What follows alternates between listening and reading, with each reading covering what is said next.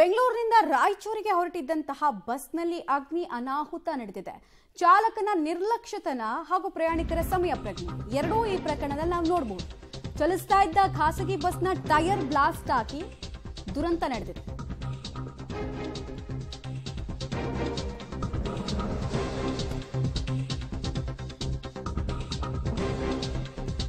AC bus ಬೇರೆ ಆಗಿದ್ರಿಂದ ಉಸಿರುಗಟ್ಟಿ ಪ್ರಯಾಣಿಕರು ಕಿರ್ಚಾಡೋದಕ್ಕೆ ಸ್ಟಾರ್ಟ್ ಮಾಡಿದ್ರು.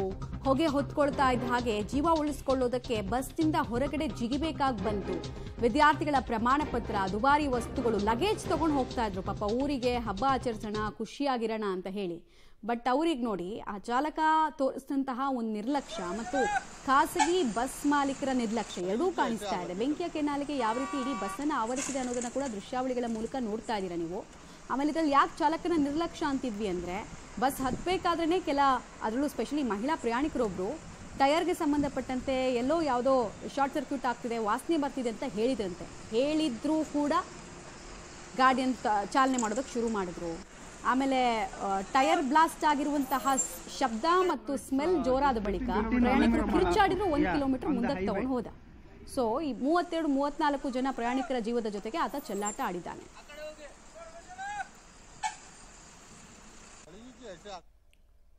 ಹಬ್ಬದ ಟೈಮ್ನಲ್ಲಿ ಖಾಸಗಿ ಬಸ್ಗಳ ಕಾರ್ಯಾಚರಣೆ ವಿಪರೀತವಾಗಿರುತ್ತೆ. ಬಟ್ ಎಷ್ಟು ಸೇಫು ಖಾಸಗಿ ಬಸ್ಗಳು ಅನ್ನೋದು ಪ್ರಶ್ನೆ ಇಲ್ಲ ನಮಗೆ.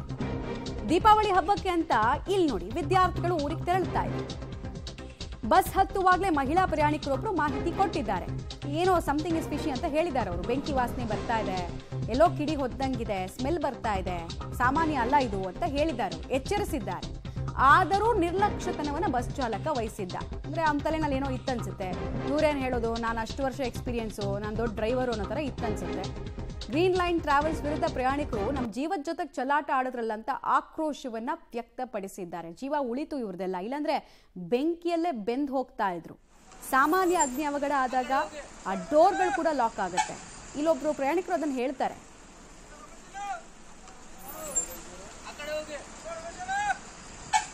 ಬಸ್ಸಲ್ಲಿ ಫಸ್ಟಿಗೆ ಎದ್ದಿರೋಳ ನಾನೇ. ಯಾವಾಗ ಟಪ್ಪಂತ ಸೌಂಡ್ ಬಂದಾಗ ಡ್ರೈವರ್ ಹತ್ರ ಹೋಗಿದ್ದೀನಿ. ಸರ್ ನಿಂದ್ರಿಸಿ, ಬೆಂಕಿ ಎತ್ತಿದೆ ಗಾಡಿಯಲ್ಲಿ ಅಂತ ಹೇಳಿದಾಗ, ಮೇಡಮ್ ಹೋಗಿ ಕೂಡ್ರಿ ಬೆಂಕಿ ಎತ್ತಿಲ್ಲ ಅಂದ. ನಿನ್ ಗಾಡಿ ನಿಂದ್ರಿಸ್ತಿದ್ದೋ ಇಲ್ಲ ಅಂತ ಕೇಳಿದಾಗ 1 ಕಿಲೋಮೀಟರ್ ಮುಂದೆ ಹೋಗಿ ಅವನಿಗೆ ಎದೆ ಮೇಲೆ ಅಂಗಿಡಿದ ಮೇಲೇ ಅವ್ನ ಗಾಡಿ ಸ್ಟಾಪ್ ಮಾಡಿರೋದು. ಅಷ್ಟೊತ್ತನ ಸ್ಟಾಪ್ ಮಾಡಿಲ್ಲ. ಅಷ್ಟು ಒಂದು ಬೇಜವಾಬ್ದಾರಿ ಮಾಡಿದ್ದಾರೆ ಆ ಗ್ರೀನ್ ಲೈನ್ ಅವರು. ಇವತ್ತು ನಮ್ಮ ರಾಯಚೂರು ಜನ ಎಷ್ಟಿದೀವಿ ನಾವು, 20 ಜನ ಇದ್ದೀವಿ. 20 ಜನ ಬಲಿಪಶು ಆಗ್ತಿದ್ವಿ ಅಂತ ನಾನು ಹೇಳಕ್ ಇಷ್ಟಪಡ್ತಿದ್ದೀನಿ. ಒಂದ್ ವೇಳೆ ನಾವು ಎದ್ದಿಲ್ಲ ಅಂದ್ರೆ ಅವ್ನು ಹಂಗೆ ಹೋಗ್ತಿದ್ದೆ, ಇನ್ನ 10 ಕಿಲೋಮೀಟರ್ ಹಂಗೆ ಹೋಗಿ ನಮ್ಮನ್ನ ಇವತ್ತೆಲ್ಲ ಜೀವಂತ ಹೆಣವಾಗಿ ಒಬ್ಬನೇ ಇದ್ದಾನೆ ಡ್ರೈವರ್. ಅವ್ನು ವಯಸ್ಸಾಗಿ ಹೋಗಿದೆ. ಅವ್ನ ಫೋಟೋ ಸಹ ನಮ್ಮಲ್ಲಿದೆ. ಸರ್ ಫೋಟೋ ಕೊಡಿ. ಆಯ್ತಾ ಸ್ಮೆಲ್ ಬರ್ತಾ ಇದೆ. ಬೀಯಿಂಗ್ ಡ್ರೈವರ್ ಅವ್ರೇನ್ ಮಾಡ್ಬೇಕಂದ್ರೆ, ಸ್ಮೋಕ್ ಸ್ಮೆಲ್ ಬಂದಾಗ ಸ್ವಲ್ಪ ಗಾಡಿನ ಸೈಡ್ ಹಾಕ್ಬಿಟ್ಟು ಚೆಕ್ ಮಾಡ್ಬೇಕಿತ್ತು ಗಾಡಿ ಏನಾಗಿದೆ ಕಂಡೀಷನ್ ಅಂತ ಹೇಳಿ. ಅದು ಕೂಡ ಮಾಡಿಲ್ಲ ಅವರು. ಅದಾದ್ಮೇಲೆ ಸಡನ್ ಆಗಿ ಬ್ಲಾಸ್ಟ್ ಆಗಿದೆ. ಬ್ಲಾಸ್ಟ್ ಆದ ನಾನು ಅಲ್ಲಿಂದ ಮೇಲ್ಗಡೆಯಿಂದ ಕೆಳಗಡೆ ಜಿಗಿದ್ ಬಿಟ್ಟು ಮೇನ್ ಡೋರ್ ಹೋಗಿದ್ದೀನಿ. ನಾನು ಮಮ್ಮಿ ಫಸ್ಟ್ ಎಗ್ರಿದವ್ರೆ ನಾವು. ಅಲ್ಲಿ ಹೋಗ್ಬಿಟ್ಟು ಅವ್ರಿಗೆ ಸ್ಟಾಪ್ ಮಾಡಿ ಅಂದ್ರೆ 1 ಕಿಲೋಮೀಟರ್ ವರೆಗೂ ನಮ್ಗೆ ಕಾಡಿಸಿದ್ದಾರೆ. ಏನಾಗಲ್ಲ, ಹೋಗಿ ಕೂತ್ಕೊಳ್ಳಿ, ಅದೇನಾಗಲ್ಲ. ಜಸ್ಟ್ ರಾತ್ರಿ ಒಂದು 3 ಗಂಟೆ ಸುಮಾರು ಬೆಂಕಿ ಹತ್ತಿದೆ. ಹಿಂದಿನ ಗಾಲಿಯಲ್ಲಿ ಬೆಂಕಿ ಕಾಣಿಸ್ಕೊಂಡಿದೆ.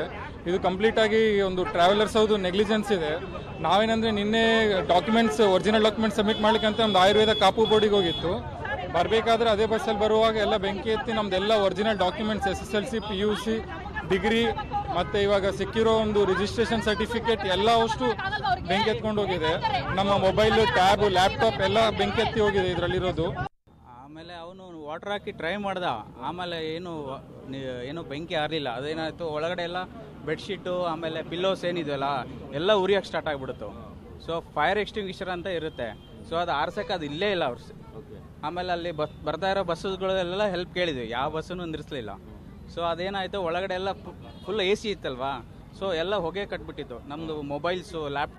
ಫಸ್ಟ್ ಥಿಂಗ್, ಬಸ್ ಪ್ರಾಪರ್ ಕಂಡೀಷನಲ್ಲಿ ಇರಲಿಲ್ಲ. ಈವನ್ ಈಚ್ ಆ್ಯಂಡ್ ಬಸ್ಸಲ್ಲಿ ಫೈರ್ ಎಕ್ಸ್ಟಿಂಗ್ವಿಷರ್ ಇರಬೇಕು, ಫೈರ್ ಎಕ್ಸ್ಟಿಂಗ್ವಿಷರ್ ಇರಲಿಲ್ಲ. ವಾಟರ್ ಬಾಟಲಿಂದ ಅಷ್ಟು ಫುಲ್ ಬೆಂಕಿಯಲ್ಲಿ ಹತ್ಕೊಂಡ್ರು ಅದು ವಾಟರ್ ಬಾಟಲಿಂದ ಹಾರಿಸ್ತಿದ್ರು. ಬಟ್ ಅದೇನೂ ಆಗಿಲ್ಲ. ನಾನು ಒಂದು ಸ್ಟೂಡೆಂಟೇ, ನನ್ನ ಡಾಕ್ಯುಮೆಂಟ್ಸ್, ಕ್ಯಾಶ್, ಗೋಲ್ಡ್ ಎಲ್ಲ ಇತ್ತು. ಅದು ಎಲ್ಲ ಸುಟ್ಟೋಯ್ತು. ಲ್ಯಾಪ್ಟಾಪ್, ನಮ್ಮದೆಲ್ಲ ಡಾಕ್ಯುಮೆಂಟ್ಸ್ ಹೆವಿ ಲಾಸ್ ಆಗಿದೆ. ಫಸ್ಟು ಡ್ರೈವರ್ 2 ಇರಬೇಕು, ಎನಿ ಕಂಡೀಷನ್. ಡ್ರೈವರ್ ಒಬ್ಬರೇ ಇದ್ದರು. ಏನಾಯ್ತು? ಗಾಡಿ ಸಮಸ್ಯೆ ಇತ್ತು ಅನಿಸ್ತದ್ರಿ. ಗಾಡಿ ಸಮಸ್ಯೆ ಇತ್ತು ಮೊದಲೇ. ಅಂದ್ರೆ ಸುಟ್ಟು ವಾಸನೆ ಬರಕತ್ತಿತ್ತು. ಆ ಸುಟ್ಟು ವಾಸನೆ ಬರಕತ್ತದ ಅಂತೇಳಿ ಅವರು ನಿರ್ಮಲಾ ಮೇಡಮ್ ಅವರು ಹೋಗಿ ಹೇಳಿದ್ರು. ನಾನು ಎದ್ದೆ. ಆವಾಗ ಅವ್ರ ಕಿವಿಯಾಗ ಹಾಕೇಳಿಲ್ಲ ಅದನ್ನು.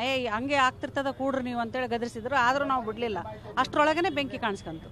ಬೆಂಕಿ ಕಾಣಿಸ್ಕೊಂಡು ಕೂಡಲೇ ಎಲ್ಲರನ್ನೂ ಎಬ್ಸಕ್ಕೆ ಟ್ರೈ ಮಾಡಿದೆವು. ಗಾಯಗಳು ಏನಾಗಿಲ್ಲ ರೀ. ಆದರೂ ಎಲ್ಲರೂ ಇಳಿದಿವೋ ಅಥವಾ ಹಿಂದೆ ಉಳಿದಾರ ಅನ್ನೋದು ಡೌಟ್ ನಮ್ಗೆ. ಯಾಕಂದ್ರೆ ಆದಷ್ಟು ನಾವು ಎಲ್ಲ ಹುಡುಗಿಯರನ್ನ ಎಬ್ಸಿದ್ವಿ, ನಾನು ನಿರ್ಮಲ ಸೇರಿ ಎಲ್ಲರೂ ಕೆಳಗಡೆ ಬರ್ರಿ ಅಂತೇಳಿ ಕೂಗಾಡಿದ್ವಿ.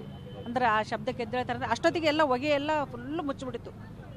ಆಮೇಲೆ ಕೆಲವೊಂದು ವಸ್ತುಗಳು ಉಳಿದ ಖಾಸಗಿ ಬಸ್ ಸಂಸ್ಥೆಗಳಿಗೂ ಇದು ಪಾಠ ಆಗಬೇಕು. ಆಮೇಲೆ ಸಾರಿಗೆ ಇಲಾಖೆ ಅಧಿಕಾರಿಗಳು ಎಷ್ಟು ಬಸ್ಗಳ ಮೇಲೆ ರೇಡ್ ಮಾಡಿದ್ದೀರಾ, ಅಲ್ಲಿನ ಸೇಫ್ಟಿ ಮೆಜರ್ಸು ಸೇಫ್ಟಿ ಸ್ಟ್ಯಾಂಡರ್ಡ್ಸನ್ನು ಎಷ್ಟು ಚೆಕ್ ಮಾಡಿದ್ದೀರಾ ಅನ್ನೋದು ಅರ್ಥ ಆಗ್ತಿಲ್ಲ ನಮಗೆ. ಯಾಕಂದರೆ ಒಂದು ಫೈರ್ ಎಕ್ಸ್ಟಿಂಗ್ವಿಷರ್ ಅನ್ನೋದು ಬೇಸಿಕ್ಕು. ಎಮರ್ಜೆನ್ಸಿ ಎಕ್ಸಿಟ್ ಇರಲಿಲ್ಲ ಅಲ್ಲಿ. ಜೀವ ಉಳಿದಿದ್ದೇ ಹೆಚ್ಚು ಅಂತಿದ್ದಾರೆ ಪ್ರಯಾಣಿಕರು. 800 ರೂಪಾಯಿ ಇರೋ ಟಿಕೆಟನ್ನು 3000 ರೂಪಾಯಿಗೆ ಸುಲಿಗೆ ಮಾಡ್ತಾರೆ. ಕನಿಷ್ಠ ಸೇಫ್ಟಿ ಸ್ಟ್ಯಾಂಡರ್ಡ್ಸ್ ಕೊಡಲ್ಲ ಅಂದರೆ ಏನರ್ಥ ಅನ್ನೋದು ಪ್ರಶ್ನೆ.